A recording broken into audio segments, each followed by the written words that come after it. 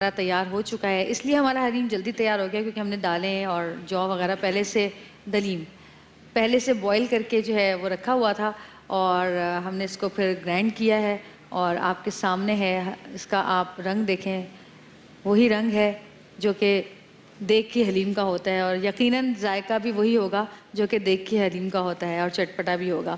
لیکن مسئلہ یہ ہے کہ جب ہم گھر میں اس طرح کی کوئی چیز بناتے ہیں جس کو بہت زیادہ پکایا جاتا ہے تو ہماری دیگچیاں جو ہیں وہ اتنی زیادہ نیچے سے جل جاتی ہیں اور خراب ہو جاتی ہیں کہ ان کو دھونے کے لیے پہلے ہم اس کو بھگو کے رکھتے ہیں، پھر اس کا انتظار کرتے ہیں، پھر کافی دیر تک اس کو کھرچتے رہتے ہیں۔ تو اس کے لیے میں آپ کو ایک بہت ہی آسان حل بتاتی ہوں جو کہ بہت جلدی آپ کے برتنوں کو دھوئے، وہ ہے ہمارا لیمن میکس بار۔ لیمن میکس بار استعمال کریں جو اس میں ہے 1000 لیموں کی طاقت، جو کہ چکنائی اور کھرچن کا کرے جلدی خاتمہ، اور آپ کو کہے آپ کے لیے یہ بہت آسان ہے کہ کم وقت میں زیادہ برتن دھوئیں اور زیادہ وقت اپنے گھر والوں کے ساتھ گزاریں۔ اور اگر ہم بات کرتے ہیں لیمن میکس لیکوڈ کی، تو یہ وہ ہے جو کہ قیمت میں کم ہے لیکن 3 گنا زیادہ برتن دھوتا ہے۔ اور جب ہم گھر میں بیٹھے ہوتے ہیں، افطاری کرتے ہیں، سحری کرتے ہیں، تو ہم یہی سوچ رہے ہوتے ہیں کہ ہمیں تو وقت ہی نہیں ملتا گھر والوں کے ساتھ بتانے کے لیے، تو یہ آپ کے وقت کو بچاتا ہے۔ اور پھر بات کرتے ہیں ہم حلیم کھانے کے بعد، جب چٹپٹا حلیم کھاتے ہیں تو لگتی ہیں ہمیں مرچیں، اور جب مرچیں لگتی ہیں تو ہمیں چاہیے کرچی کا جام شیریں، جو کہ ہے خالص 100% خالص ارکیات سے تیار کردہ، جس میں ہے سندل اور گلاب کا اصلی عرق، جو کہ رکھتا ہے ہر دم ہمیں تر و تازہ۔ اور وہ لوگ جو کہ ڈائبٹک ہیں یا جو لوگ ڈائٹ پر ہیں، ان لوگوں کے لیے ہے سکرال۔ سکرال کا 1 ڈراپ ہے 1 چمچہ چینی کے برابر، جو کہ ہے 0 کیلوریز کے ساتھ۔ تو سکرال آپ استعمال کر سکتے ہیں جوسز میں، سیریلز میں اور شیکس میں۔ تو جی ساتھ ہی رائٹ سالٹ کا میں آپ کو بتاتا چلوں کہ رائٹ سالٹ بھی ہے جو کہ آپ نمک کے طور پہ، نمک ہی ہے لیکن لو ان سوڈیم ہے، یعنی وہ لوگ جو ڈائبٹیز، جو بلڈ پریشر کا شکار ہوتے ہیں، اور جو وہ جن کو ہائپر ٹینشن کی بیماری ہوتی ہے یا پرابلم ہوتی ہے، وہ لو ان سوڈیم رہنا چاہیے ان کو۔ ان کی اور سوڈیم کا ایک اور بھی آپ کو میں نقصان بتاؤں کہ بلوٹنگ کرتا ہے، پانی کو جو ہے نا آپ کی باڈی کے اندر واٹر ریٹینشن کرتا ہے۔ تو بعض دفعہ آپ لوگ سمجھتے ہیں کہ شاید آپ کا ویٹ بڑھا ہوا ہے، لیکن وہ ویٹ نہیں ہوتا، وہ بیسیکلی واٹر ویٹ ہوتا ہے، وہ فیٹ نہیں ہوتا ہے۔ اس کے پیچھے یہ ہوتا ہے کہ وہ سوڈیم جو ہے آپ کی باڈی کے اندر جو پانی کو روکتا ہے۔ تو ایسی نمک کا سبسٹیوٹ ہمارے پاس ایسا ہونا چاہیے جو لو ان سوڈیم، اور جو رائٹ سالٹ ہے، that is the right choice for all those people. جی نعیم نے میرا بڑا ساتھ دیا کچن میں، تھینک یو سو مچ نعیم۔ اور میں نے پہلی بار یہ حلیم بنتے ہوئے اور اتنی کوئک کہ دل کرتا ہے روز ہی بنا لیں، تو حلیم بنانے کے لیے سوچنا پڑتا ہے کہ گھوٹا اور یہ وہ، لیکن اس چیز کا بھی ایک اپنا وہ ہوتا ہے، مزہ ہوتا ہے جب سب مل کے جو ہے وہ کرتے ہیں، وہ حلیم کی لذت بھی الگ ہوتی ہے۔ بالکل۔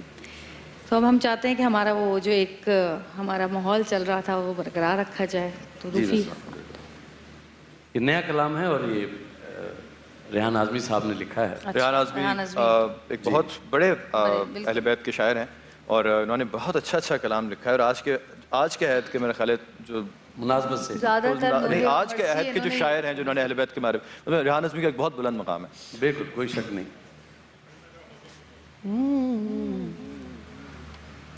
اگر ہو کرنی سنا واقعی سنا کی طرح،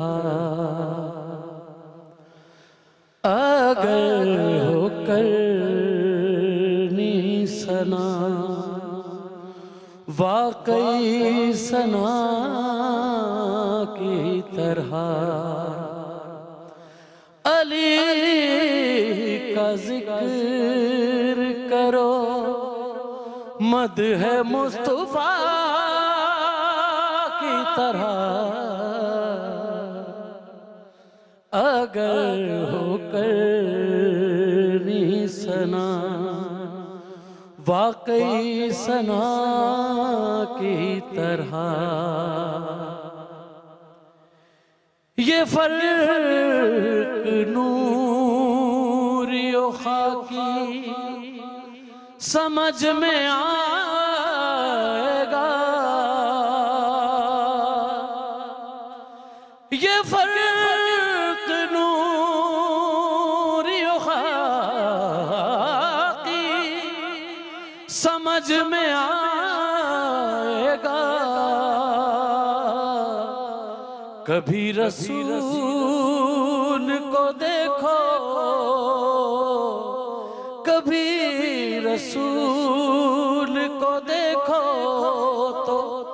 مرتضیٰ کی طرح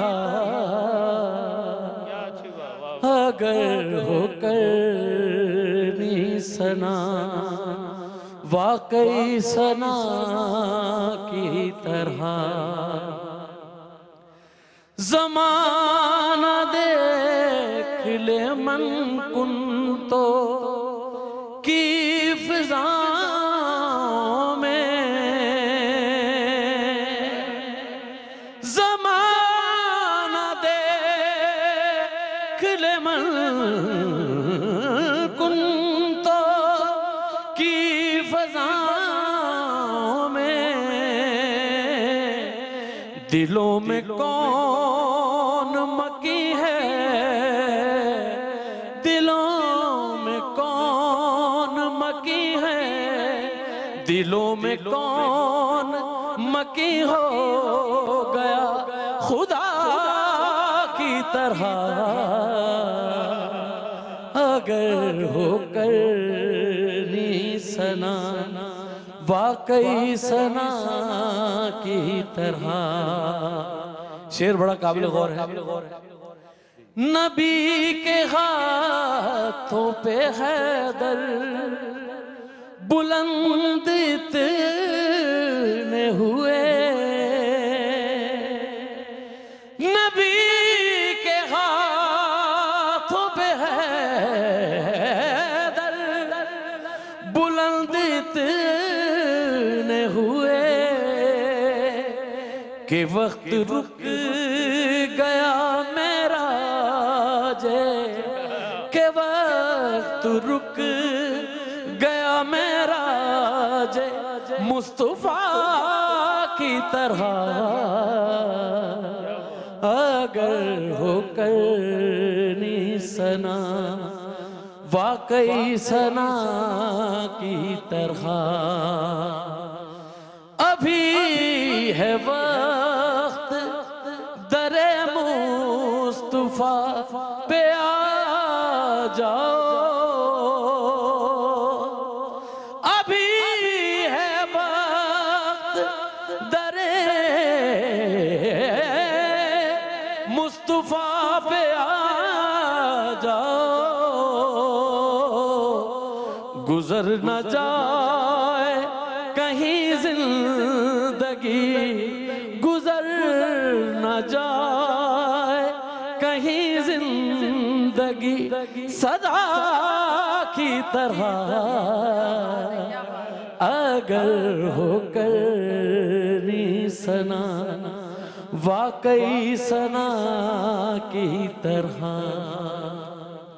کیا شعر تھا کہ مرتضیٰ نبی کو علی کو دیکھو علی کا ذکر کرو مدح مصطفیٰ کی طرح.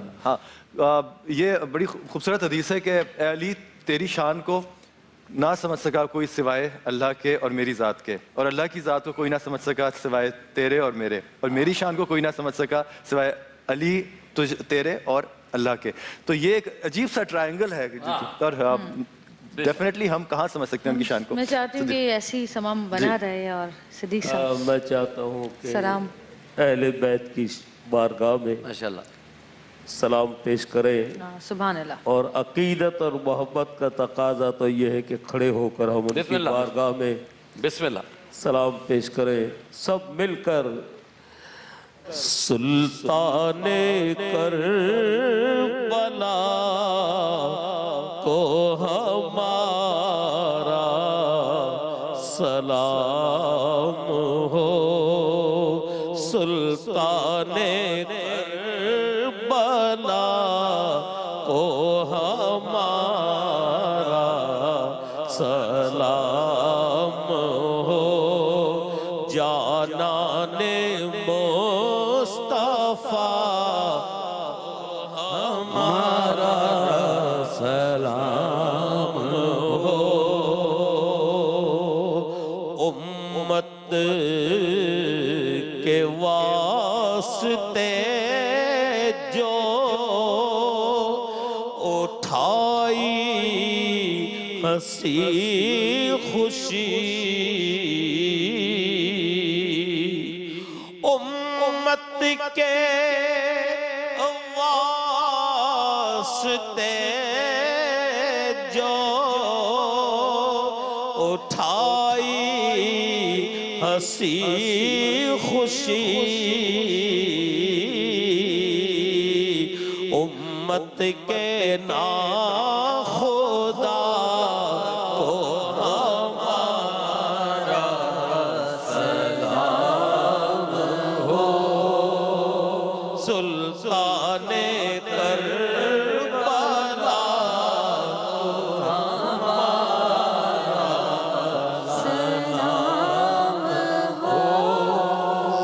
اکبر سے نوجوان بھی رن میں ہوئے نثار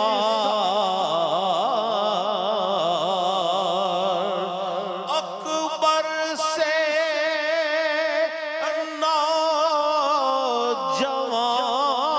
نوجوان بھی رن میں ہوئے شہید ہم شکل مصطفیٰ کو ہمارا سلام ہو ہم شکل مصطفیٰ کو ہمارا سلام ہو عباس نامدار ہیں زخموں سے چور چور عباس نامدار ہیں زخموں سے چور چور عباس بابا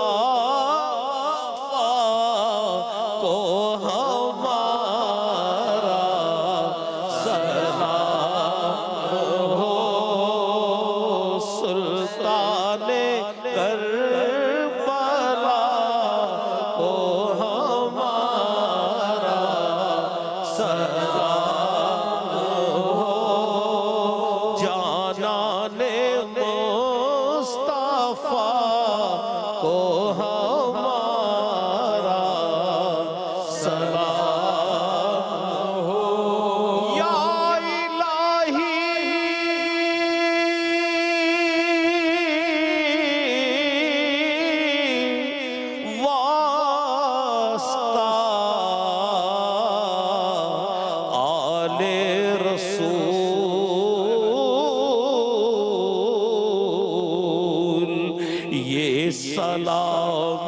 یہ سلام آجزانہ ہو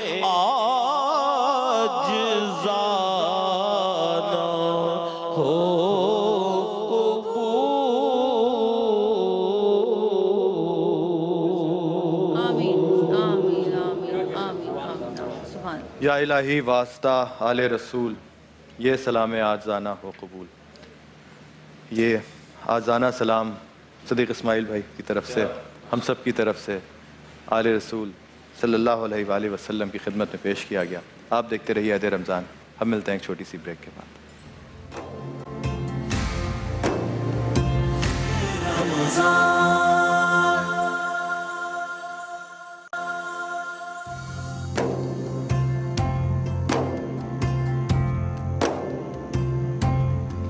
عہد رمضان کی خوبصورت ٹرانسمیشن آج 21 رمضان کو موسوم ہے حضرت علی مرتضیٰ کرم اللہ وجہہ کی یوم شہادت کے حوالے سے. علماء اکرام ہمارے ساتھ مرکز دو جہاں میں تشریف لا چکے ہیں اور آج کے پینل پہ جو ہمارے علماء اکرام ہیں وہ کچھ تو آپ لوگوں کے آپ جو پچھلا عہد رمضان کی ٹرانسمیشن دیکھی ہے اس کے حوالے سے آپ ان کے چہروں سے واقف ہیں اور کچھ ہمارے نئے علماء بھی یہاں تشریف لائے ہیں، تو میں چاہوں گا کہ آپ کا تعارف ایک دفعہ پھر ان سے کرا دوں۔ مفتی شاہد مدنی صاحب ہیں جو کہ سرپرست اعلیٰ دعا نیٹ ورک انٹرنیشنل ہیں میری دائیں جانب۔ علامہ امین شہیدی صاحب سے آپ سب واقف ہی ہیں، سربراہ امت واحدہ پاکستان ہیں۔ اور مفتی فضل سبحان صاحب ہیں، آپ پہلی دفعہ ہماری عید رمضان کی ٹرانسمیشن میں آ رہے ہیں، آپ کو بہت بہت خوش آمدید۔ آپ فاضل جامع علوم اسلامیہ بنوری ٹاؤن، خطیب و امام مسجد یاسی، آپ لوگوں کو بہت بہت خوش آمدید عید رمضان کی اس ٹرانسمیشن میں۔ آج کا دن اس حوالے سے بہت اہم ہے، آپ سب جانتے ہیں کہ کس رمضان المبارک کو داماد رسول صلی اللہ علیہ وآلہ وسلم علی مرتضیٰ کرم اللہ وجہ کی شہادت ہوئی کوفہ کی مسجد میں۔ میں امین شہیدی صاحب سے بات کروں گا کہ آپ کا دور خلافت جو تھا وہ ایک بہت سخت دور خلافت تھا، اور اس میں انتظامی امور کے بہت سارے مسائل تھے جس سے آپ کو نبرد آزما ہونا پڑا۔ کسی ریاست کے لیے ان امور پہ جس طرح ان کی کمانڈ تھی، اور جس طرح انہوں نے ان تمام مشکلات سے اس کو نکالا، اس وقت کی ریاست کو، آج کی جب ہم بات کرتے ہیں فارن پالیسی کی، آج کی ہم بات کرتے ہیں جس طرح گورنمنٹ میں جس طرح اسٹیبلشمنٹ ہوتی ہے اور جس طرح وہ ملک کو رن کرتی ہے، آپ حضرت علی کی زندگی کس طرح اس عمل کے لیے مشعل راہ ثابت ہو سکتی ہے؟ بسم اللہ الرحمن الرحیم۔ میں سب سے پہلے تو آج کے اس عظیم دن کی مناسبت سے آپ کے اس پروگرام کے توسط سے تمام عالم اسلام کی خدمت میں امیر کائنات امیر المؤمنین علی ابن ابی طالب کی شہادت کے حوالے سے تصدیق عرض کروں گا۔ دیکھیے، امیر المؤمنین کی جو شہادت کے ایام ہیں، ان میں ظاہر ہے ان کی خلافت کے حوالے سے، ان کی حاکمیت اور حکومت کے انداز اور اسلوب کے حوالے سے، اور ان کے رویے کے حوالے سے ہمیں لوگوں کو بتانا چاہیے۔ اور آپ نے اس حوالے سے بڑا خوبصورت سوال کیا ہے۔ اس وقت بھی اگر آپ امیر المؤمنین علی علیہ السلام کے اس مکتوب کو لیں جو آپ نے مالک اشتر کے نام لکھا تھا، مالک اشتر آپ کے گورنر تھے مصر میں، اچھا، ان کے نام آپ نے خط لکھا، اور اس میں آداب حکومت بیان کیے کہ ایک حاکم کو کیسا ہونا چاہیے اور حکومت کس طرح سے چلانی چاہیے۔ آپ آج بھی ذرا وہ خط نکال کر دیکھ لیں، نہج البلاغہ میں موجود ہے، سارا دستاویز آپ کو اور اس سے اندازہ ہو جاتا ہے کہ امیر المؤمنین علی ابن ابی طالب کی نگاہ میں ایک اسلامی حکومت کو اور ایک اسلامی حاکم کو کیسا ہونا چاہیے۔ اچھا، اس میں ان تمام پہلوؤں اور ان تمام امور کی طرف اشارہ ہے جس کی ضرورت عوام کو بھی ہے، عوام کو بھی ہے، رعایا کو بھی ہے، اور حاکموں کو بھی ہے، اور وہ اصول ہیں جو کبھی بھی نہیں بدلتے، چاہے 1400 سال پہلے کا معاشرہ ہو، چاہے آج کا معاشرہ ہو۔ مثلا میں مثال کے طور پر کہہ رہا ہوں، اس زمانے میں بھی سچ اچھا عمل تھا اور جھوٹ غلط تھا، آج بھی ایسا ہی ہے، ایک اصول ہے یہ یونیورسل۔ اسی طرح سے اس زمانے میں بھی ظلم غلط تھا، آج بھی غلط ہے۔ کچھ اصول ایسے ہوتے ہیں جو ہر زمانے میں قابل عمل ہوتے ہیں۔ امیر المؤمنین کی یہ جو 4.5 سالہ دور خلافت ہے، اس میں اگر آپ عملی طور پر دیکھیں تو آپ کو جن مشکلات کا سامنا کرنا پڑا وہ آپ سے پہلے کے خلفاء کو کوئی اس طرح کی مشکل پیش نہیں آئی، نہ حضرت ابو بکر کو، نہ حضرت عمر کو، نہ حضرت عثمان کو، لیکن حضرت علی کو یہ ساری مشکلات پیش آئیں۔ ان مشکلات میں 3 گروہ ایسے تھے جو معاشرے کے اندر اٹھے اور امیر المؤمنین کے خلاف اٹھے، جن میں سب سے پہلا گروہ جمل کا گروہ تھا۔ اب یہ کوئی معمولی لوگ تو نہیں تھے جو خلیفہ وقت کے خلاف اٹھے ہیں۔ اور پھر جو دوسری اہم بات ہے وہ یہ ہے کہ یہ سب کے سب، چاہے کوئی بھی ہوں، خود جمل والے وہ تھے جنہوں نے پہلے امیر المؤمنین کے ہاتھ بیعت کی تھی۔ بیعت کرنے کے بعد میں اس بیعت سے انحراف کیا، اور پھر جو ہے علی کے خلاف تلوار لے کے اٹھ کھڑے ہوئے۔ بصرہ میں جنگ ہوئی، پھر جو جمل کی جنگ ہے، اور اس کے بعد جو حضرت طلحہ اور حضرت زبیر جس طرح سے وہاں پر قتل ہوئے، پھر حضرت ام المومنین عائشہ کو جس احترام کے ساتھ امیر المومنین نے مدینہ واپس پہنچایا، تو یہ خود بتاتا ہے کہ جنگ کے جو اصول ہوتے ہیں وہ ایسے نہیں ہوتے کہ جنگ میں ہر چیز جائز ہو۔ آج بعض لوگ کہتے ہیں کہ محبت اور جنگ میں سب جائز، ہر چیز جائز ہے، نہیں، ایسا کبھی بھی نہیں ہے۔ جنگ میں بھی اس کے کچھ اصول ہوتے ہیں، اس کی کچھ حرمتیں ہوتی ہیں، اس کی کچھ حدیں ہوتی ہیں۔ امیر المومنین نے یہ ثابت کیا کہ سامنے والے کا خون مباح بھی ہو تب بھی اس کے کچھ اصول ہیں, ان پر آپ ظلم نہیں کر سکتے. گردن کاٹ سکتے ہیں اس لیے کہ وہ جنگ کے لیے آیا ہوا ہے, لیکن اس پر آپ ایسا ظلم نہیں کر سکتے جو انسانیت کے ان اصولوں سے ٹکرا جائے. اس لیے امیر المومنین نے اس جنگ میں حق پر ہونے کے باوجود آخری وقت تک کوشش کی کہ سامنے والے فریق کو منطق کے ذریعے سے, دلیل کے ذریعے سے, استدلال کے ذریعے سے سمجھائیں اور حق کا رستہ دکھائیں. جب کوئی چارہ باقی نہیں بچا تو پھر تلوار لے کر کھڑے ہو گئے. اب ٹھیک ہے, جب حق اور باطل کا معرکہ ہونا ہی ہے تو علی حاضر ہے. نتیجتاً آپ جنگ جمل کے انجام کی طرف جائیں تو آپ کو محسوس ہوگا کہ ام المومنین عائشہ کا جس طرح سے احترام آپ نے کیا اور جس طرح سے حفاظت کے ساتھ واپس مدینہ بھجوایا, یہ خود اپنی مثال آپ ایک ایسا واقعہ ہے جس کی نظیر تاریخ اسلامی میں نہیں ملتی.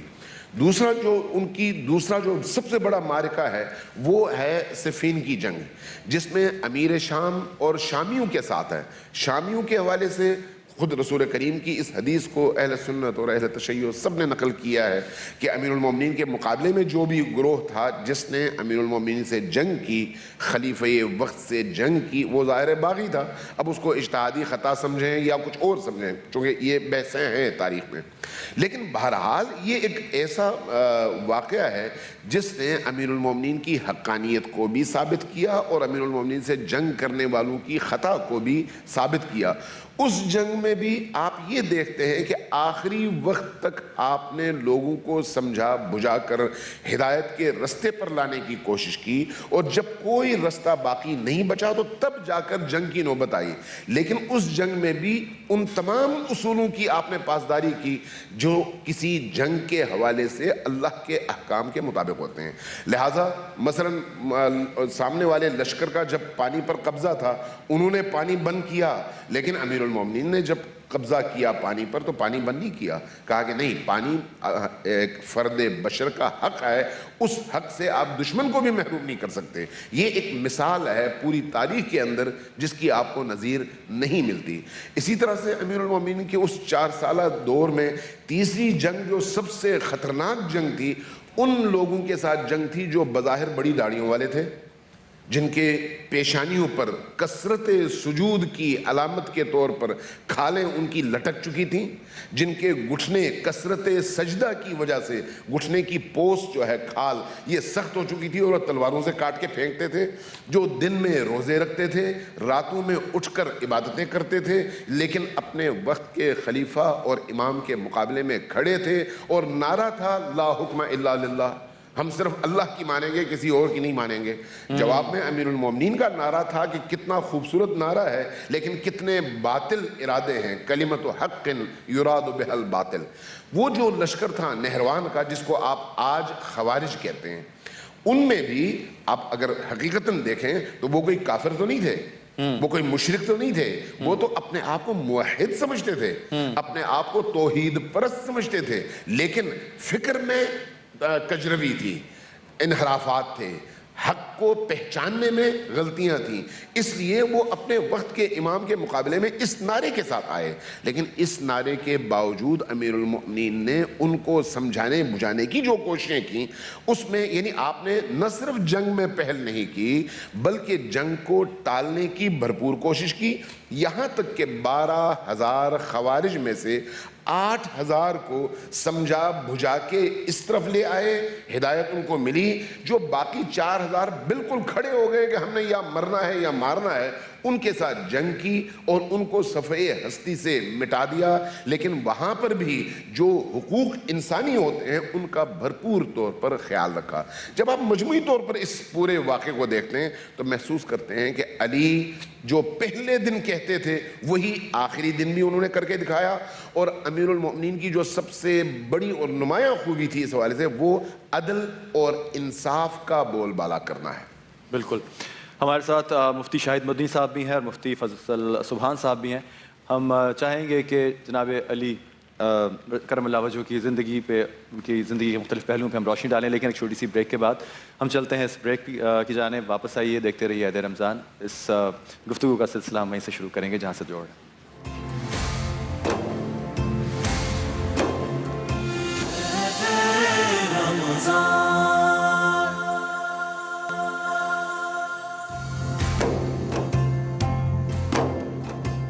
عہد رمضان میں ایک دفعہ پھر آپ کو خوش آمدید۔ حضرت علی کی زندگی خشیت الہی سے عبارت تھی۔ آپ جب اذان سنتے تو آپ کے چہرے کا رنگ بدل جاتا، اور جب آپ سے پوچھا جاتا ایسا کیوں ہے تو وہ کہتے کہ مجھے صرف اس بات کا خوف ہے، یہ رنگ اس لیے بدلا ہے کہ مجھے ڈر ہے کہ میں کس کے بارگاہ میں جا رہا ہوں۔ آج کے دور میں ہمارے ہاں وہ خشوع و خضوع جو ہے اللہ کی عبادت کا جو ہے وہ حاصل کرنے کی جو ہے نا وہ ایک جستجو ختم ہو گئی ہے۔ اس پہ روشنی ڈالیے گا کہ وہ کون سی نمازیں تھیں اور یہ کون سی نمازیں ہیں جس کو ہم پڑھنے جاتے ہیں اور صرف رکوع و سجود کر کے اٹھ جاتے ہیں، اور اس کے اندر وہ جو ہے نا وہ رجوع قلب جو ہے وہ ختم ہو چکا ہے۔ الحمدللہ الذی وحدہ والصلاة والسلام علی من لا نبی بعدہ، اما بعد فاعوذ باللہ من الشیطان الرجیم، بسم اللہ الرحمن الرحیم۔ بہت شکریہ۔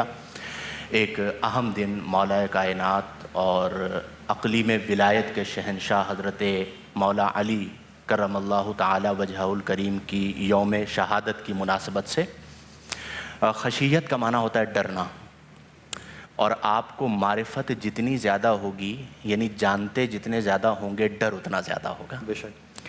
اور معرفت کا تعلق علم کے ساتھ ہے، تو اگر آپ خشیت علی کی بات کرتے ہیں تو آپ علم علی کی بات کرتے ہیں، بے شک۔ اور اگر آپ علم علی کی بات کرتے ہیں تو پھر نبی کریم علیہ افضل الصلاۃ والتسلیم کے وہ دو فرامین مختلف الفاظ کے ساتھ ملحوظ نگاہ رکھنے چاہیے، جن میں سے ایک الحاکم للمستدرک میں نقل کیا گیا مشہور ہے کہ انا مدینۃ العلم و علی بابوہا، کہ میں علم کا شہر ہوں اور علی اس کا دروازہ ہیں۔ اور اگر ہم مشکات المصابیح کی حدیث لیں تو اس میں فرمایا گیا کہ انا دار الحکمتی، میں حکمت کا گھر ہوں، و علی بابوہا، اور علی اس کے دروازہ ہیں۔ نماز کے حوالے سے میں بھی نماز پڑھتا ہوں، آپ بھی نماز پڑھتے ہیں، اور نماز میں ہمارے بہت سارے خیالات چل رہے ہوتے ہیں، بہت سارے مسائل حل ہو رہے ہوتے ہیں۔ نبی کریم علیہ افضل الصلاۃ والتسلیم فرماتے ہیں کہ ان تعبد اللہ، یہ حضرت جبریل نے آ کے سوال کیا تھا کہ یا رسول اللہ احسان کیا ہے؟ آپ نے فرمایا تم اللہ کی عبادت یوں کرو کأنک تراہ، گویا کہ تم اللہ کو دیکھ رہے ہو۔ یہ ہے مشاہدہ حق، یعنی حق کا مشاہدہ کرنا، اسے دیکھنا۔ فَإِن لَمْ تَكُنْ تَرَاهُ، اگر یہ تصور قائم نہ ہو تو پھر یہ تصور قائم کر لو کہ فَإِنَّهُ يَرَاكَ، یہ ہے مراقبہ حق۔ بیسیکلی بات یہ ہے کہ جب آپ کیفیت مراقبہ میں بھی ایٹ لیسٹ آ جائیں تو آپ کی خلوت اور آپ کی جلوت یکساں ہو جاتی ہے۔ کیوں کہ جلوت میں تو آپ پھر تکلف کر لیتے ہیں، لیکن خلوت میں آپ کو یہ ہوتا ہے کہ مجھے کوئی نہیں دیکھ رہا۔ لیکن جب یہ خیال ہو کہ مجھے اللہ دیکھ رہا ہے، پھر آپ اس کی معرفت بھی رکھتے ہیں، تو پھر خشیت کا عالم یہ ہوتا ہے کہ آپ امید اور خوف کے درمیان ہوتے ہیں۔ ایک طرف یہ ہوتا ہے کہ وَلِمَنْ خَافَ مَقَامَ رَبِّهِ جَنَّتَانِ، کہ جو اپنے رب کے حضور کھڑے ہونے سے ڈرا اس کے لیے دو جنتیں ہیں، اور دوسری طرف یہ ہوتا ہے کہ لَا تَقْنَطُوا مِن رَحْمَتِ اللَّهِ، تم اللہ کی رحمت سے نا امید نہ ہو۔ تو اگر ہم مولا کائنات حضرت علی المرتضیٰ شیر خدا رضی اللہ تعالی عنہ کا مقام دیکھیں تو آپ کے لیے نبی کریم صلی اللہ علیہ وسلم فرماتے ہیں کہ ان لا یحبہ الا مؤمن وان لا یبغضہ الا منافق، کہ علی سے محبت مومن ہی کرے گا اور علی کا بغض منافق ہی رکھے گا۔ گویا کہ ذکر علی پر چہرے بتاتے ہیں کہ اگر چہرہ کھلا تو یہ مومن ہے، چہرے کا رنگ فق ہوا، ماتھے پر شکنیں آئیں تو یہ منافق ہے۔ گویا کہ ہم اسے کسوٹی کہہ سکتے ہیں۔ میں اکثر ایک بات عرض کرتا ہوں کہ سیرت علی المرتضیٰ رضی اللہ عنہ یا شخصیت علی المرتضیٰ رضی اللہ عنہ کے سینکڑوں ایکسیپٹڈ پہلو ہیں عند المسالک۔ مجھے اس وقت بڑا دکھ ہوتا ہے کہ جب آج ہم مولا علی کی سیرت پر بات کر رہے ہوں اور اتفاقی سینکڑوں پہلو ہیں انہیں ہم چھوڑ دیں اور ایک ایسا پہلو لے کر آ جائیں جس پر اختلاف ہے۔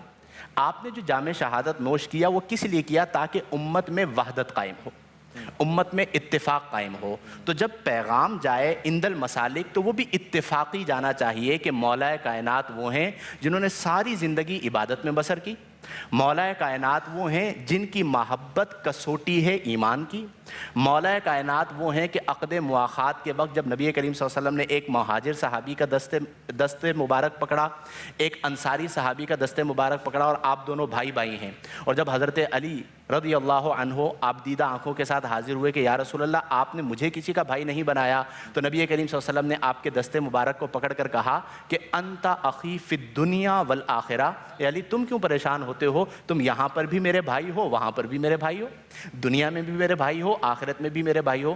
گویا کہ آپ کی شخصیت ایک ایسی شخصیت ہے کہ آپ کو اگر باعتبار اہل بیت کے دیکھا جائے تو آپ وہاں پر بھی نظر آتے ہیں، باعتبار خلفائے راشدین کے دیکھا جائے تو وہاں پر بھی نظر آتے ہیں، اور کئی آپ کے ایسے خصائص ہیں کہ جو صرف آپ کی ذات میں نظر آتے ہیں، کہیں اور نظر نہیں آتے۔ تو اس لیے خشیت ہونی چاہیے، آج ہم سب کو سیکھنا بھی چاہیے۔ ہم ہر سال ڈسکس کرتے ہیں سیرت علی کو، تو میں اکثر یہ سوال کرتا ہوں کہ ہم نے سیرت علی سے سیکھا کیا؟ جو آپ نے سوال کیا خشیت، وہی سیکھ لیجئے۔ جو آپ نے سوال کیا عبادت، تو عبادت کا ذوق سیکھ لیجئے۔ جو آپ نے سوال کیا اس میں مشاہدہ حق اور مراقبہ حق آیا، آپ اسے دیکھ لیجئے۔ آج ہمارا المیہ یہ ہے کہ وہ قرآن جو کلام الہی ہے، ہمیں عطا کیا گیا لیدبروا فی آیاتہ، تاکہ اس میں تدبر کریں، غور و خوض کریں، ولیتذکر اولو الالباب، اور ارباب نظر و فکر اس سے نصیحت حاصل کریں۔ ہم اس قرآن کو اول تو پڑھتے نہیں ہیں، پڑھ لیں تو سمجھتے نہیں ہیں۔ اگر میں آپ سے بات کر رہا ہوں، آپ مجھ سے سوال کر رہے ہیں، اگر ہمیں ایک دوسرے کی بات سمجھ ہی نہ آئے تو اس کلام کا مقصد فوت ہو جائے گا۔ حضرت علی المرتضیٰ شیر خدا رضی اللہ عنہ کہتے ہیں کہ جب میں یہ چاہتا ہوں کہ میں رب سے کلام کروں، میں رب سے کلام کروں تو میں نماز پڑھتا ہوں، اور جب میں یہ چاہتا ہوں کہ رب مجھ سے کلام کرے تو میں قرآن پڑھتا ہوں۔ آج اگر ایسی ہماری نماز ہو جائے تو ہم جان نہ چھڑائیں، ہمیں نماز میں ذوق ملے، نماز میں شوق ملے، کیونکہ جب آپ اللہ اکبر کہتے ہیں، اسے ہماری اصطلاح فقہ میں کہا جاتا ہے تکبیر تحریمہ، حرام کر دینے والی تکبیر۔ اور اسے حرام کر دینے والی تکبیر اس لیے کہا جاتا ہے کہ جو چیزیں اس کے علاوہ حلال تھیں، اللہ اکبر کہتے ہی وہ حرام ہو گئی۔ مثلا پانی پینا حلال ہے، لیکن جب آپ تکبیر تحریمہ کہہ کے نماز میں داخل ہوئے تو اب پانی پینا آپ کے لیے کیا ہو گیا؟ حرام۔ سلام کرنا، کلام کرنا حلال ہے، لیکن اللہ اکبر کہہ کے نماز میں داخل ہو گئے، میں آپ سے بات کروں آپ مجھے جواب نہیں دیں گے۔ وجہ کیا ہے کہ جب آپ نے اللہ اکبر کہا تو اللہ اکبر کہنے سے پہلے آپ اپنی ذات کے مشاہدے میں تھے کہ میرے بال کیسے لگ رہے ہیں، میرے کپڑے کیسے لگ رہے ہیں، میرا چہرہ کیسے لگ رہا ہے، مجھ سے کون ملنے آ رہا ہے، میں کہاں جا رہا ہوں، کہاں بیٹھ رہا ہوں، کیا کر رہا ہوں۔ لیکن جب آپ نے اللہ اکبر کہا تو اب اس حدیث کے مطابق آپ کی کیفیت یہ ہونی چاہیے کہ آپ مشاہدہ ذات سے نکل کر مشاہدہ حق کی طرف چلے جائیں، یعنی اپنی ذات کے مشاہدے سے نکل جائیں، حق تعالیٰ کی صفات کے مشاہدے میں جو ایک درجہ ہے اس میں چلے جائیں۔ اس کیفیت کے ساتھ جب نماز پڑھی جاتی ہے تو پھر نماز ختم کرنے کو جی نہیں چاہتا۔ حضرت فاطمہ الزہرا سلام اللہ علیہا کا وہ جملہ یہاں پر آتا ہے کہ مولا تو نے رات کو اتنا چھوٹا بنایا۔ ہم تو 20 تراویح پڑھتے ہوئے گھبرا جاتے ہیں کہ حافظ صاحب نے بڑا طول دے دیا ہے، وقت کافی ہو گیا ہے، بڑا آہستہ پڑھتے ہیں، حافظ صاحب کوئی ایسی مسجد بتاؤ جہاں پہ تراویح جلدی ہوتی ہو۔ آپ فرماتی ہیں کہ مولا تو نے رات کو اتنا چھوٹا بنایا کہ تیری بندی کا ایک سجدہ ختم نہ ہوا، تیری رات ختم ہو گئی۔ یہ ہے ذوق عبادت، یہ ہے خشیت، اور ہم سب کو علم، خشیت اور معرفت کی طرف آنا چاہیے۔ جی میں فضل سبحان صاحب سے اسی بات کی جو ہے نا تھوڑی سی ایکسٹینشن جو ہے میں اس پہ آؤں گا کہ مولا نے کہا کہ جب میں چاہتا ہوں کہ میں اللہ سے بات کروں تو میں نماز پڑھتا ہوں، اور جب میں چاہتا ہوں کہ وہ مجھ سے کلام کرے تو میں قرآن پاک پڑھتا ہوں۔ یہ جو بندے کا اور رب کا جو تعلق ہے یہ جو ختم ہوتا جا رہا ہے، اس کے لیے مولا علی کی زندگی کس طرح ہماری رہنمائی کرتی ہے؟ الحمدللہ الذی خلق کل شیء بقدر وغفر ذنوب المستغفرین لا سیما بسحر۔ اس مبارک مقام پر ان مبارک ساعات میں جس روحانی نورانی شخصیت کا تذکرہ اور ذکر خیر ہم یہاں کرنے بیٹھے ہیں، آپ کا یہ سیگمنٹ جس عنوان سے معنون ہے وہ امیر المومنین سیدنا علی المرتضیٰ بن ابی طالب بن عبد المطلب بن ہاشم بن عبد مناف بن قصوی بن کلاب بن کعب بن مرہ بن لوی سے معنون ہے۔ حضرت علی رضی اللہ تعالیٰ عنہ کے بارے میں خود قرآن کریم میں 26ویں پارے میں سورہ فتح میں آیت نمبر 29 میں سرکار دو عالم صلی اللہ علیہ وسلم اور ان کے صحابہ کی تعریف اور توصیف کی گئی کہ محمد الرسول اللہ والذین معہ अशिद्दाउ अलल कुफ़्फ़ार रुहमाउ बैनहुम तराहुम रुक्कान सुज्जदा यब्तगून फ़ज़लन मिनल्लाहि व रिज़वाना। मुफस्सिरीन ने लिखा है कि वल्लज़ीना माअहू से मुराद सिद्दीक़ अकबर रज़ी अल्लाह तआला अन्हु है, जो यार गार भी है, यार मज़ार भी है। अशिद्दाउ अलल कुफ़्फ़ार से मुराद फ़ारूक़ आज़म रज़ी अल्लाह तआला अन्हु है। हो हल्क़ यारा तो इब्रेशम की तरह नरम, रज़्म हक़ व बातिल हो तो फौलाद है मोमिन। रुहमा बैनहुम से मुराद उस्मान गनी, उस्मान ज़ुन्नूरैन रज़ी अल्लाह तआला अन्हु। और तराहुम रुक्कान सुज्जदा, इससे मुराद हज़रत अली रज़ी अल्लाह तआला अन्हु है कि आप उन्हें देखेंगे हर वक़्त रुकू और सजदे में पड़े हुए हैं। और फिर यब्तगून फ़ज़लन मिनल्लाहि व रिज़वाना, ये तमाम सहाबा इकराम की मुश्तरका सिफ़त और मुश्तरका वसफ़ था। हज़रत अली रज़ी अल्लाह तआला अन्हु की नमाज में कंसंट्रेशन, खुशू और खुजू का आलम क्या था कि आपकी रान मुबारक में तीर लग गया।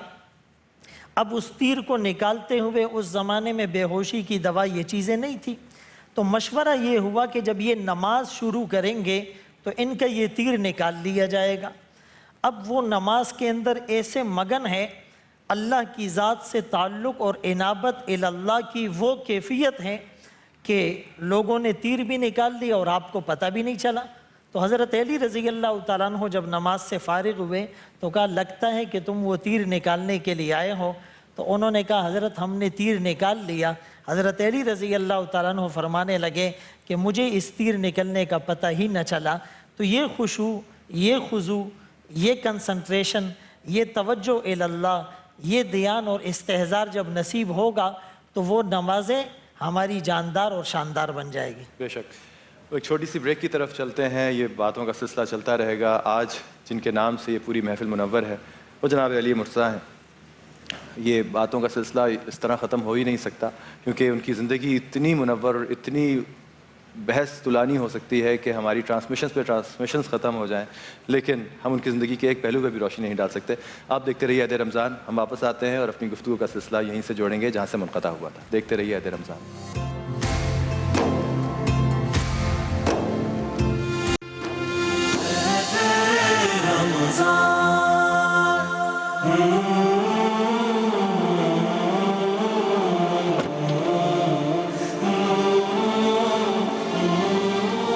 अस्सलाम वालेकुम नाज़रीन, जिस मकाम मुक़द्दसा पे मैं खड़ा हूँ यकीनन आपने पढ़ लिया होगा, ये है अरफ़ात का मैदान कि हम यहाँ रोज़ महशर जमा होंगे। अल्लाह ताला ने हमें ये मकाम दुनिया में ही दिखा दिया है नाज़रीन। हर हज करने वाले के लिए यहाँ पे क़याम करना लाजमी है। अगर आसमान के नीचे इस मैदान में ना जाएं तो हज कबूल नहीं होगा। यही हुक्म रब्बी है। और नाज़रीन, सामने जो पहाड़ नज़र आ रहा है आपको, इसको जबल रहमत कहते हैं।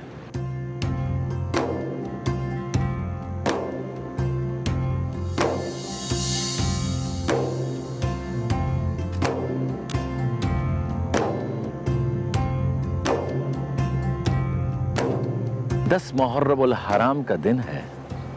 हज़रत आदम अलैहिस्सलाम और हज़रत हव्वा की दुनिया में पहली मुलाकात होती है। यही वो जगह है, यही वो मकाम है। और फिर यही जटिल मैदान मैदान अरफात बन जाता है, क्योंकि दोनों ने इसी मैदान में एक दूसरे को पहचाना था। यही वो जगह है नाज़रीन जब मेरे आका ने कायनात के लिए अबदी निज़ाम यानी खुतबा-ए हज्जतुल विदा फरमाया था। अल्लाह के आखिरी नबी का आखिरी पैगाम शुरू होता है और वो पैगाम कुछ यूँ था, ऐ लोगों, अल्लाह के अलावा किसी की इबादत मत करना। अल्लाह ने तुम्हें एक मर्द और एक औरत से पैदा किया है और फिर तुम्हें मुख्तलिफ कबीलों में बांट दिया गया ताकि तुम लोगों की पहचान हो सके। तुम में से अल्लाह के नज़दीक सबसे इज्जत वाला वो है जो अल्लाह से सबसे ज़्यादा डरता है। गोरे को काले पर और काले को गोरे पर कोई फजीलत नहीं। फजीलत है तो तकवा की बुनियाद पर है। फिर आका करीम सल्लल्लाहु अलैहि वसल्लम का इरशाद है, लोगों याद रखो, मेरे बाद कोई नबी नहीं और तुम्हारे बाद कोई उम्मत नहीं, लिहाजा अपने रब की इबादत करो 5 वक्त की नमाज पढ़ो, साल भर में रमज़ान के रोज़े रखो, अपने माल की ज़कात खुश दिली से अदा करते रहो, अल्लाह पाक के घर का हज करो और अपने अहले अमर की अताअत करो, तो इंशाअल्लाह तुम अपने रब की जन्नत में दाखिल हो जाओगे। सुभान अल्लाह।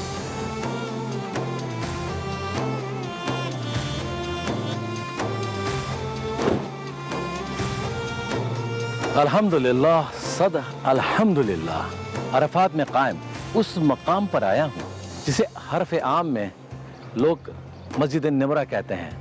नाज़रीन, यही वो मकाम है जहाँ हज़रत इब्राहीम अलैहिस्सलाम ने क़याम फरमाया और यहीं पर ही नमाज ज़ोहर और नमाज असर अदा की। तब से ये मकाम अमीर हज की क़यामगाह करार पाया है और ये मकाम सिर्फ हज के मौके पर ही नमाज अदा करने के लिए खुलता है। यहाँ पहुँचकर मुसलमान ज़ोहर और असर की नमाज़ें अदा करते हैं इस मस्जिद निमरा में।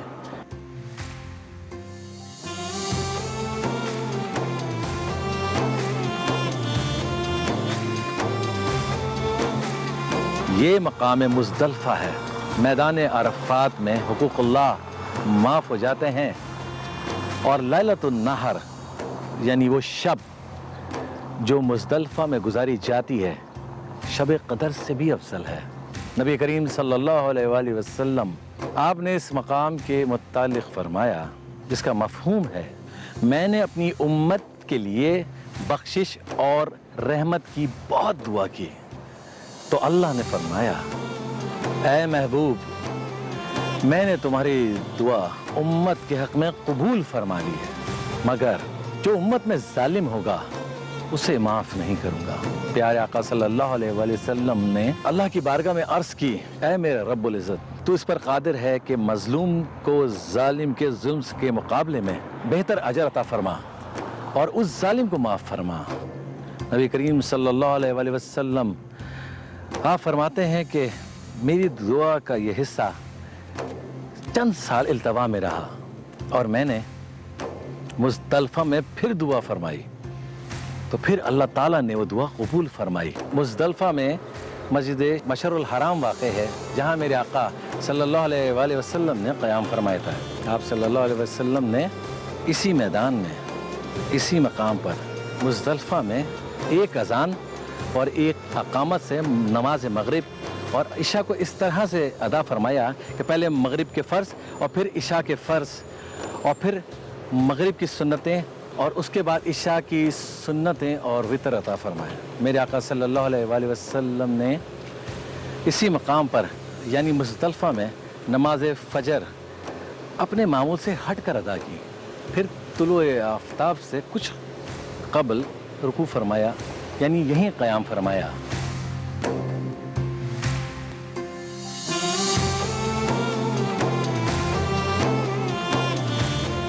नाज़रीन, ये मकाम मिना है, वही मिना जो हज के मौके पर दुनिया की सबसे बड़ी खैमा बस्ती बन जाता है, जहाँ 8 ज़िलहज को हज्जाज इकराम एहराम बांध कर क़याम फरमाते हैं। नाज़रीन, ये क्या ही मुक़द्दस मकाम है जहाँ हज़रत इब्राहीम अलैहिस्सलाम और नबी पाक सल्लल्लाहु अलैहि वसल्लम ने क़याम फरमाया था। यही मैदान मिना है जहाँ सुन्नत इब्राहीम अदा होती है। नाज़रीन, हज़रत इब्राहीम अलैहिस्सलाम अल्लाह के खलील हैं। आज अल्लाह ताला ने उनकी याद को किस तरह से ज़िंदा रखा हुआ है कि हर मुसलमान पर फ़र्ज़ है कि वो हज पर आए और वो कुर्बानी लाजमी करे। नाज़रीन, इस मकाम को मिना इसलिए कहा जाता है, यहाँ 8, 10, 11 और 12 और 13 ज़िलहज को हाजी जमा होते हैं और यहीं कुर्बानी भी करते हैं। यहीं मेरे आका सल्लल्लाहु अलैहि वसल्लम ने भी हज के मौके पर 63 ऊँट नहर किए। नाज़रीन, मस्जिद खैफ ये शहर अमीन यानी मक्का मुकर्रमा में मिना की सरजमीन है। यहाँ मस्जिद खैफ तारीख़ इस्लाम की मस्जिदों में से एक मस्जिद है, जहाँ मेरे नबी सल्लल्लाहु अलैहि वसल्लम ने और आपसे पहले 70 पैगंबरों ने नमाजें अदा की। नाज़रीन, मस्जिद खैफ भी साल में एक दफ़ा खोली जाती है और हज के मौके पर खोला जाता है इसे। जमरात ये वो मकाम है जब हज़रत इब्राहीम अलैहिस्सलाम ने हज़रत इस्माइल अलैहिस्सलाम को अल्लाह की राह में قربان کرنا چاہا۔ اب مرحلہ تھا اس قربانی عظیم کا۔ آپ حضرت اسماعیل علیہ السلام کو لے کر قربان گاہ کی طرف جا رہے تھے، تو اسی مقام پر پہلی بار شیطان نے آ کر آپ کو بہکانا چاہا۔ آپ تو اللہ کے خلیل تھے، اسی لیے آپ نے اس مقام پر شیطان کو کنکر مارے، اور 7 کنکر مارے۔ ایک مقام پر آپ نے 7 کنکر، دوسرے پر 7 کنکریاں ماری، اور تیسرے پر بھی 7 کنکریاں ماری، اور اسی طرح شیطان اپنے ارادے سے باز آ گیا، کیونکہ شیطان کا کام وسوسے پیدا کرنا ہے۔ اللہ تعالیٰ نے اس مقام کو حضرت ابراہیم علیہ السلام کی سنت کے لیے، حاجیوں کے لیے یقینی بنا دیا ہے۔ اب حجاج کرام جب بھی حج کے لیے آتے ہیں تو یہاں اسی مقام پر شیطان تو علامتی طور پر 7 کنکریاں مارتا ہے، اور اس طرح سنت ابراہیم علیہ السلام آج بھی زندہ ہے۔ آپ سے میں اب اجازت چاہوں گا، انشاءاللہ اگلی زیارت میں ملاقات ہوگی۔ اللہ حافظ۔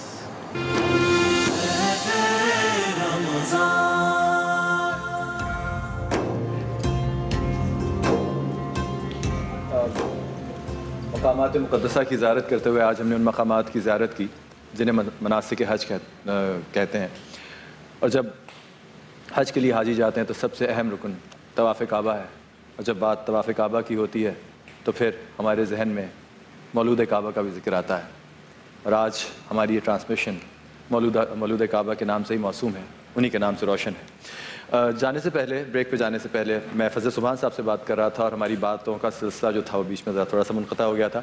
آپ وہیں سے اس بات کو، اس گفتگو کو وہیں سے جوڑیے گا جہاں سے ہم نے۔ بسم اللہ الرحمن الرحیم۔ عبادت علی اور علم علی رضی اللہ عنہ پر بات چل رہی تھی۔ امی عائشہ رضی اللہ تعالیٰ عنہ فرماتی ہے، میں نے حضرت علی سے زیادہ عبادت گزار اور روزے رکھنے والا کسی کو نہیں دیکھا۔ اسی طرح زہیر بن سعید بھی فرماتے ہیں کہ میں نے ہاشمیوں میں علی المرتضیٰ رضی اللہ عنہ سے زیادہ عبادت گزار کسی کو نہیں دیکھا۔ عبادت کے اندر جب خشوع آ جاتا ہے تو اس عبادت میں جان پڑ جاتی ہے۔ بعض صوفیاء نے یہ لکھا ہے کہ ایک طرف جبرائیل امین جو نوریوں کے سردار ہیں وہ سجدے میں ہے، اور دوسری طرف اس امت کا ایک گناہگار، خطا کار، بد کردار جس کا دامن داغدار ہے وہ سجدے میں پڑا ہے۔ اللہ کریم کو اس گناہگار کا سجدے میں پڑا رہنا جبرائیل امین کے سجدے سے بھی زیادہ محبوب ہے، اور اس کی لوجک اور نقطہ یہ لکھا ہے کہ رب کریم خود فرماتے ہیں ان اللہ یحب التوابین ویحب المتطہرین، کہ اللہ توبہ کرنے والوں سے محبت کرتے ہیں۔ جبرائیل امین فرشتے ہیں، معصوم عن الخطا ہیں، جب ان سے گناہ نہیں ہوتا تو ندامت نہیں ہوتی، جب ندامت نہیں ہوتی تو توبہ کس بات کی؟ میں ایک بات آپ سے یہاں پوچھنا چاہوں گا کہ جناب امیر المومنین کی ذات خطاؤں سے مبرہ تھی، ان میں کوئی وہ پاک ہستیاں تھیں جو معصومین تھے، تو وہ کس چیز سے ڈرتے تھے جب نماز پڑھتے تھے، اور جب ان کے چہرے پہ وہ جو رنگ ان کا بدلتا تھا، اور وہ جو مغفرت طلب کرتے تھے، وہ یہ خوف اور یہ گناہ، اور ہم جو خطا کے پتلے ہیں جنہوں نے کوئی نیک کام نہیں کیا، ہم آرام سے چہرہ مسکراتا ہوا ہمارا نماز کی طرف جاتا ہے اور واپس آ جاتا ہے، اور نماز اگر پڑھیں تو نماز پڑھنے کے لیے بھی ہمارے لیے تو بڑا اچھا سوال کیا اپنے۔ قرآن کریم کا 26واں پارہ ہے سورہ زاریات، کانوا قلیلا من اللیل ما یہجعون وبالاسحار ہم یستغفرون۔ اب اس آیت کا مطلب یہ کہ وہ لوگ جو رات کو بہت کم سوتے ہیں، یعنی ان کی ساری رات عبادت میں گزرتی ہے۔ 19واں پارہ سورہ فرقان آیت نمبر 64، یبیتون لربہم سجدا وقیاما، ساری رات اللہ کے سامنے سجدے میں پڑے رہیں۔ تتجافی جنوبہم عن المضاجع، ان کے پہلو ان کے بستروں سے الگ ہوئے۔ ساری رات عبادت اور ریاضت کرنے کے بعد، گڑ گڑانے کے بعد، صبح وہ فخر نہیں کرتے ہیں، وبالاسحار ہم یستغفرون، وہ استغفار کرتے ہیں۔ اب سوال یہ ہے کہ رات کو انہوں نے گناہ نہیں کیا تو صبح استغفار کس بات کا کر رہے ہیں؟ تو استغفار اس بات پر ہے کہ ما عبدنا کا حق کا عبادتک، ربا تیری عبادت کا حق نہیں ادا کر سکے۔ امام ابو حنیفہ رحمۃ اللہ علیہ 40 سال تک راتوں کو رونا دھونا، 90,000 مسائل کا قرآن سے استخراج، اور رمضان المبارک میں 63 قرآن پڑھنا اور طواف کی 2 رکعت میں پورا قرآن ختم کرنا اور پھولوں سے زیادہ پاکیزہ زندگی گزارنا، لیکن پھر ملتزم سے لپٹ کر اور چمٹ کر یہی تو کہا ما عبدنا کا حق کا عبادتک ما عرفنا کا حق کا معرفتک۔ تو میں عرض کر رہا تھا کہ روح المعانی کے اندر علامہ آلوسی رحمۃ اللہ علیہ نے سورۃ القدر کی تفسیر کے ضمن میں یہ لکھا ہے کہ اللہ کو گناہگار کا رونا تسبیح کرنے والوں کی تسبیح سے بھی پیارا لگتا ہے۔ یہ جو رونا ہے اس سے تو عاجزی آتی ہے، عبادت سے بعض لوگوں میں تکبر بھی آتا ہے، پھر وہ غیر عبادت کرنے والوں کو بڑا حقیر فقیر اور کمزور سمجھتے ہیں۔ تو اس کانسیپٹ کو کلیئر کیا کہ تم جتنی بھی عبادت کر لو کما حق کہو تم حق ادا نہیں کر سکتے۔ یہ جو کانو قلیلا من اللیل ما یہجعون آیت میں نے پڑھی، علماء نے لکھا ہے کہ کانو افعال ناقصہ ہے، کمی پر دلالت کرتا ہے، قلیلاً کمی پر دلالت کرتا ہے، تنوین برائے تقلیل کمی پر دلالت کرتی ہیں، من تبعیضیہ کمی پر دلالت کرتا ہے، اللیل النہار کے مقابلے میں کم ہے، یہجعون کا مطلب جسٹ اونگنا، یعنی اتنی عبادت کرنے والوں کا حال یہ کہ وہ صبح استغفار کر رہے ہیں، اور دوسری طرف ہم اگر نماز پڑھتے ہیں تو ہماری نمازوں کا حال ہمیں معلوم ہے۔ تو جو سربا سجود ہوا کبھی تو زمین سے آنے لگی صدا، تیرا دل تو ہے صنم آشنا تجھے کیا ملے گا نماز میں۔ ہمارے ساتھ اسد الحق بھی ہیں اس وقت موجود۔ اسد، بہت دیر ہو گئی، کچھ ایسا کلام آپ سے نہیں سنا۔ میں تو پنجتن کا غلام ہوں، میں تو پنجتن کا غلام ہوں،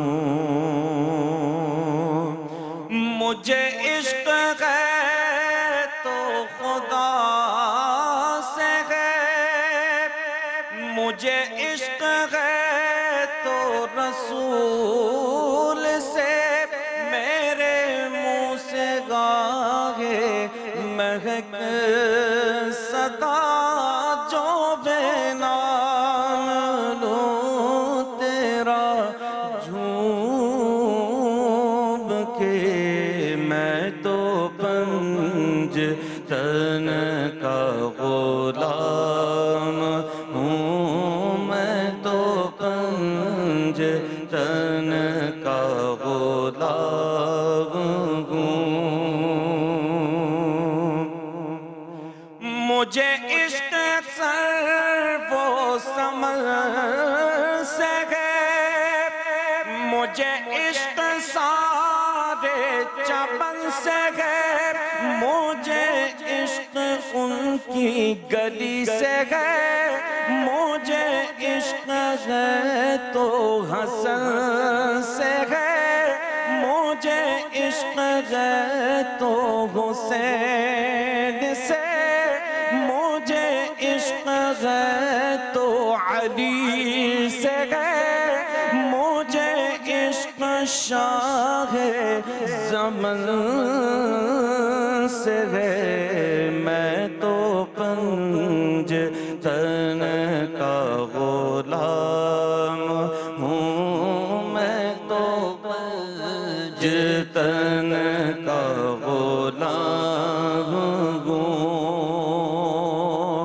ہوا کیسے تن سے وہ سر جدا، جگہ عشق ہو وہیں کربلا، میری بات غنگی کی بات ہے، میرے سامنے وہی ذات ہے، وہی جن کو شیر خدا کہے، جنہیں باب صلی علی کہے، وہی پختہ غیب میں تو خواب ہوں، میں تو پنجتن کا غلام ہوں، میں تو پنجتن کا غلام ہوں،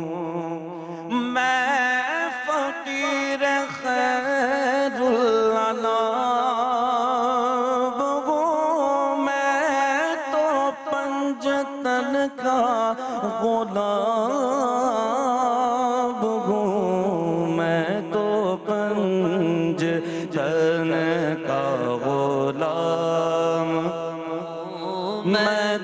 पंजतन का गुलाम हूँ, जो अली अली ही करे सदा,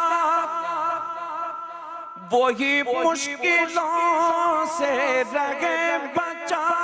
हाली ही मेरा इमाम है, मैं तो पंजतन का गुलाम हूँ, मैं तो पंजतन का गुलाम हूँ। पाकिस्तान के मुख्तलिफ शहरों में आज इफ्तार के औकात।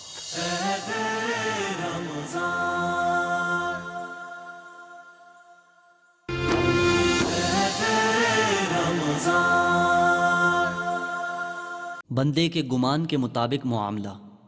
अल्लाह के रसूल सल्लल्लाहु अलैहि वसल्लम ने इरशाद फरमाया कि बेशक अल्लाह ताला फरमाता है कि मैं अपने बंदों के साथ उनके गुमान के मुताबिक मुआमला करता हूँ।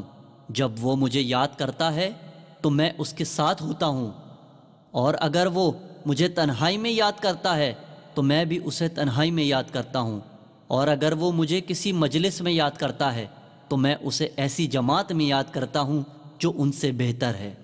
जो शख्स मुझसे एक हाथ करीब होता है मैं उससे 2 हाथ करीब होता हूँ, और अगर वो मेरी तरफ चलकर आता है तो मैं उसकी तरफ लपक कर आता हूँ।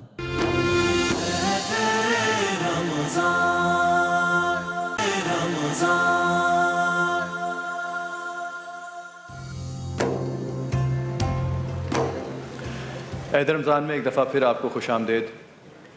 आज का दिन जैसा कि आप जानते हैं कि 21 रमज़ान मुबारक इबारत था हज़रत अली मुर्तज़ा मौला कायनात के नाम से। आज जितने दिल से, जितनी लगन के साथ और जितनी खूबसूरती के साथ हमारे तमाम उलमा ने यहाँ मौला का ज़िक्र किया, हमारे नातख़्वां हज़रात ने और मनक़बत ख़्वाहों ने जिस तरह कलाम पढ़ा है, यकीन करें कि दिल मुनव्वर हो गया। बेशक हम जितना भी ज़िक्र करें मौला का, हक़ तो अदा हो ही नहीं सकता। जैसा कि मैंने पहले कहा कि आपकी फ़जीलत और आपकी शान हम क्या बयान करेंगे। आपकी तो हमें पहचान ही नहीं, हमें तो इदराक ही नहीं, हमें तो इरफान ही नहीं है। मौला की मार्फत की दुआ है कि हमें वो इदराक हो जाए जो हमारी आक़िबत और हमारी दुनिया बदल दे। मौला की शान को मैं क्या जानूँगा, ये तो सिर्फ़ या तो रब्बे ज़ुल जलाल ने जानी या नबी पाक सल्लल्लाहु अलैहि वसल्लम ने। मैं अपनी पूरी टीम का बहुत मशकूर हूँ, हमारी पूरी टीम आपकी मशकूर है, और यकीनन अगर दिल से हम मौला का ज़िक्र करते हैं तो उसकी कबूलियत भी होती है, और वो लगन अगर हमारे दिल में जाग जाए तो हमारी वही बात कि दुनिया भी बन जाए और आक़िबत भी, हमारे दिल मुनव्वर हो जाए। बहुत बहुत शुक्रिया आपका हमारा साथ देने का ईद रमज़ान की इस ट्रांसमिशन में। बहुत बहुत शुक्रिया उलमा इकराम का मैं कहूँगा। असद आपका बहुत बहुत शुक्रिया, हज़रत साहब आपका बहुत बहुत शुक्रिया, मुफ्ती साहब आपका शुक्रिया, असदुल हक़, हमारे जितने भी उलमा इकराम यहाँ तशरीफ़ लाए उनका बहुत बहुत शुक्रिया कि आपने इतने लगन के साथ, इतनी खूबसूरती के साथ, शहीदी साहब आपका बहुत बहुत शुक्रिया। जैसा कि आप जानते हैं कि हमारे जितने भी यहाँ बच्चे यहाँ तशरीफ़ लाते हैं वो बड़ी इज़्ज़त और बड़े प्यार के काबिल होते हैं, इसलिए कि उनके दिल में भी जज्बा ईमानी होता है, और अपनी छोटी सी उम्र में वो रोज़ा रखते हैं, रोज़ा कुशाई के लिए ईद रमज़ान की ट्रांसमिशन में आते हैं, और अप्रिसिएशन कहते हैं कि बहुत ज़्यादा ज़रूरी होती है, तनकीद से कहीं ज़्यादा हौसला अफजाई काम करती है। और इन छोटे छोटे बच्चों को जब हम प्यार से अप्रिशिएट करेंगे, सराहेंगे इनके इस छोटे से अमल को जो उन्होंने रोज़ा रख के किया, तो यकीनन आगे चल के भी ये इसी प्रैक्टिस को अपनी ज़िंदगी में लागू करेंगे और आगे भी रोज़े रखेंगे। और ये जो जैसा कि बार बार मैं एक ही बात कहता हूँ कि अपने बच्चों की सोच बनाने का जो वक्त होता है वो यही होता है कि कम उम्री में आप इनकी सोचों को पुख्ता कीजिए, इनके अंदर वो ईमान की लगन पैदा कीजिए जो इनके आगे भी ज़िंदगी में काम आए। कोलगेट की तरफ से इन सारे बच्चों को ایک سرٹیفکیٹ آف اپریسیشن دیا جاتا ہے یہ ثابت کرنے کے لیے کہ یہ بچے اندر سے بھی مضبوط ہیں، کیونکہ کولگیٹ کی maximum cavity protection tooth paste کے ساتھ جب بچے برش کرتے ہیں تو ان کو جراثیم سے بھی تحفظ ملتا ہے، کیویٹی کے اگینسٹ بھی اور پلاک کے اگینسٹ بھی. اور ہمارے بہت سے جراثیم ہماری باڈی کے اندر جاتے ہیں ہمارے منہ کے ذریعے.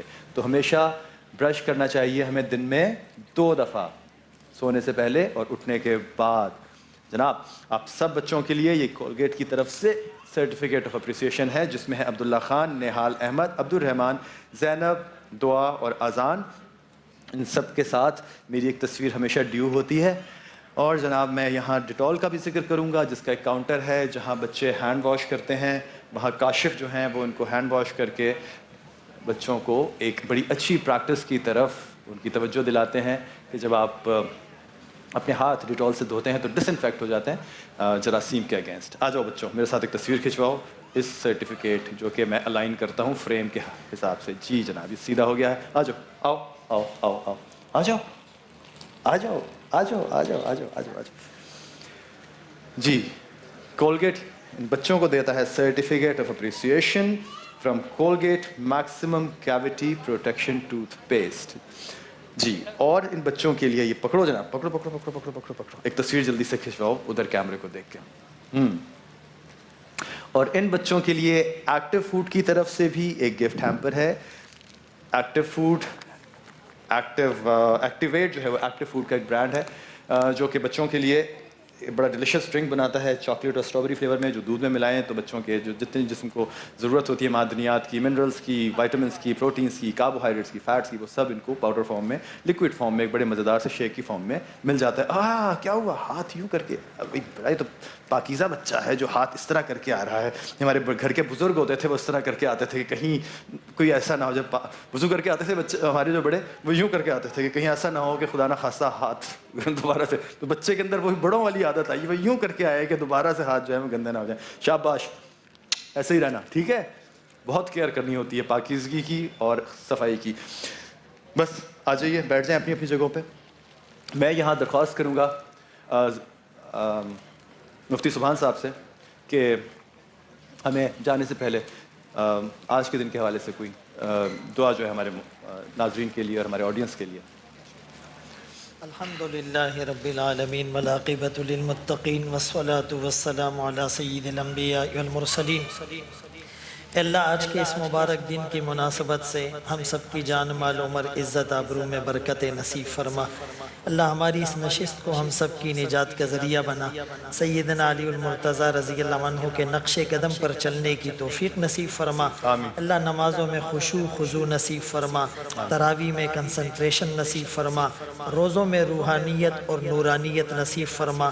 اللہ ہمارے اس دعوت اور تبلیغ کو، ہمارے اس کہنے سننے کو ہم سب کی اے اللہ ہماری نجات کا ذریعہ بنا.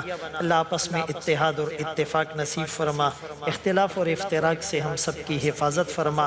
اللہ عالم اسلام کے اندر اللہ بہار قائم اور دائم فرما. ملک پاکستان کو استحکام نصیب فرما. ہمارے پیارے ملک کو اے اللہ اسلام کا قلعہ بنا. شہر کراچی کو امن کا گہوارہ بنا. لا الہ الا اللہ والا رشتہ اے اللہ مضبوط فرما. اے اللہ ہم سب کی جتنی بھی جائز خواہشات شرعی حاجات ہے اسے پورا فرما. جسمانی اور روحانی بیماروں کو شفائے کاملہ عاجلہ دائمہ مستمرہ نصیب فرما. مرحومین کی بخشش اور مغفرت فرما. ہم سب کو جنت الفردوس میں دخول اولی نصیب فرما. اے اللہ ہم سب کی اے اللہ زندگی کو خوشحال بنا. کامیابی، کامرانی، آسودگی، پروسپیرٹی اے اللہ ہمیں نصیب فرما. اے اللہ موت سے پہلے مرنے کی تیاری کی توفیق نصیب فرما. حوض کوثر پر آقا کے مبارک ہاتھوں چھلکتے جام نصیب فرما. آقا کو مقام محمود نصیب فرما. پیارے آقا کا قرب اور معیت نصیب فرما. اے ربا اپنا دیدار نصیب فرما. اے اللہ اپنی رضا والی زندگی نصیب فرما.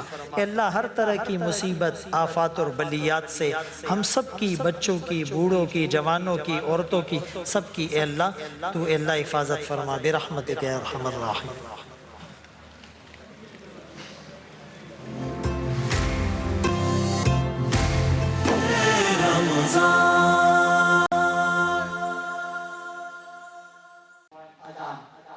اللہ اکبر اللہ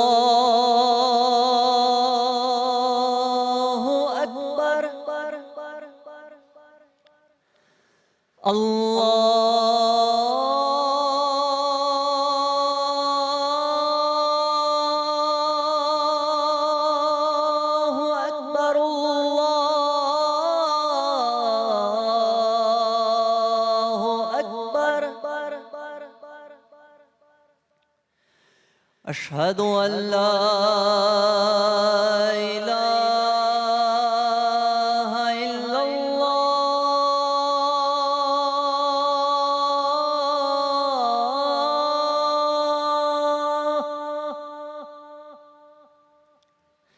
أشهد أن لا إله إلا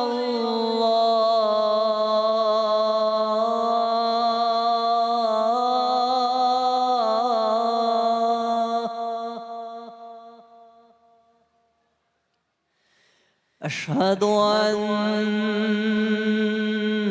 محمد رسول الله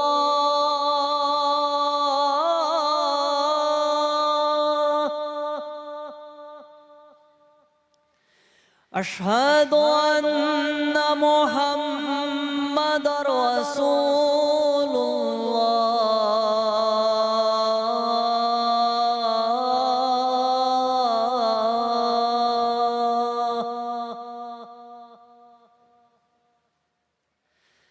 حي على الصلاة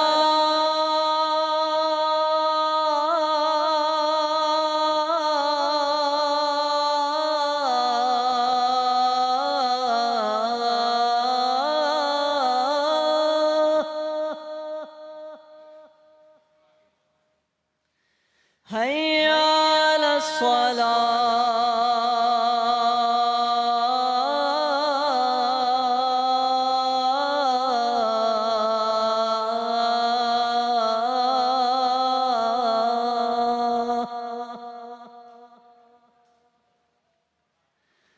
حي على الفلاح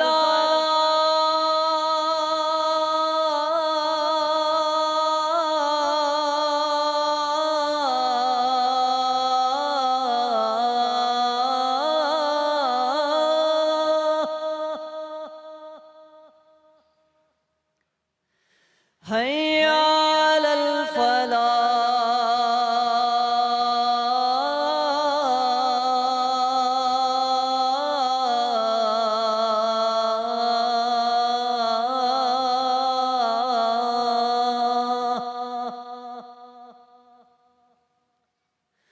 الله أكبر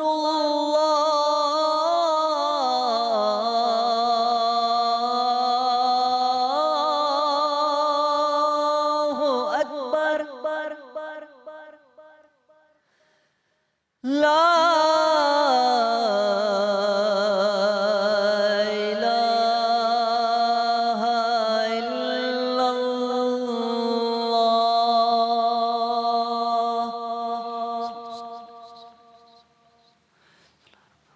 اللهم رب هذه الدعوة التامة والصلاة القائمة آت سيدنا محمدا الوسيلة والفضيلة والدرجة الرفيعة وابعثه مقاما محمودا الذي وعدته وارزقنا شفاعته يوم القيامة إنك لا تخلف الميعاد.